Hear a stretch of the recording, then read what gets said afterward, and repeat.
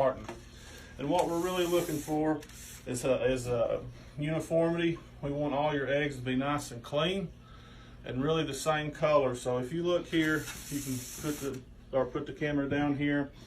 I haven't done my homework. You see I have some darker eggs here, lighter colors, all different kinds of shade of brown. That really wouldn't be a good entry. You want them all to be the same color. So that's the first thing that the judge will look at, uniformity, how much color we have to look at. And then once they're close, we'll actually judge the individual egg. So what we look for here is we want a nice clean egg. We don't want any foreign material or any stains. If I can hold that egg 3 feet from me, and if I can see a stain, that is unfavorable, so I want to mark against that. Also, we look for blemishes. As you can see, some of these eggs have some calcium deposits. If you feel a hard bump on your egg, that is just where she's taken that egg and she has some extra calcium that's been deposited on that shell. So you want a nice smooth shell, and you don't want any foreign matter attached to it, dirt, fecal matter. It needs to be nice and clean. And obviously eggs have a shape. What's egg shape? Well, it's supposed to look like an egg. It has a big end and a little end. Egg shape. And if you look, you can tell that every egg is shaped differently. So we want an ideal egg shape to our eggs, and that comes from the same hen. So that's very different shaped eggs. But if we're still close, we can take that one step further to find the champion egg. We're going to crack.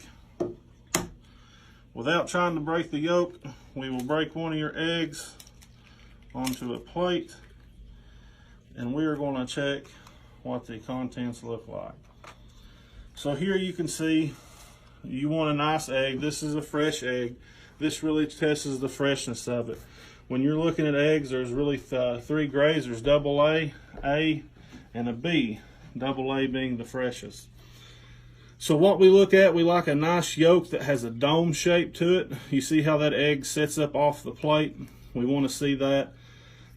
We want to see 2 layers of albumin. That's just a fancy way of saying the egg white. If you look above it, you can see 2 separate egg whites. You see a thick and a thin. So the fresher the egg, the higher up the yolk will set. And also you'll see 2 layers of albumin, the egg whites. You'll have a thick egg white around the yolk, and you will have a thin egg white further out. So we can move the yolk, we can look at it, make sure that it sets nice and firm off the plate. If this was an older egg, it would be a runny yolk. It wouldn't set as high up, and it wouldn't be a deformed, thin and a thick egg white.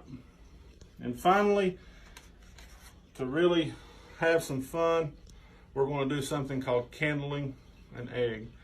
And you have to have a dark room, so I'll walk over here and turn the lights off.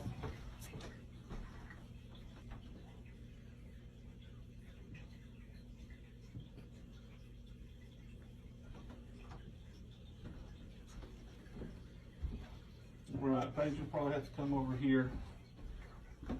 There's nothing scary about candling an egg, even though it's in the dark. So again, you have a small end and a big end. On the big end, there's something going to be called an air cell, or an air sac, some people call it. And we're going to look for that. So candle that egg. Can you see that? All right, so we can see that, and there's going to be a shadow. There's a yolk shadow up here. If it's a fresher egg, it'll be less of a shadow, and you can spin it and you can actually see the yolk barely move. If the yolk moves more, it can be a little bit more of an older egg. Again, when you crack it'll be runnier, but you want to see a nice yolk shadow there on that smaller end. And then if you look over top, you can see a space, an air sac.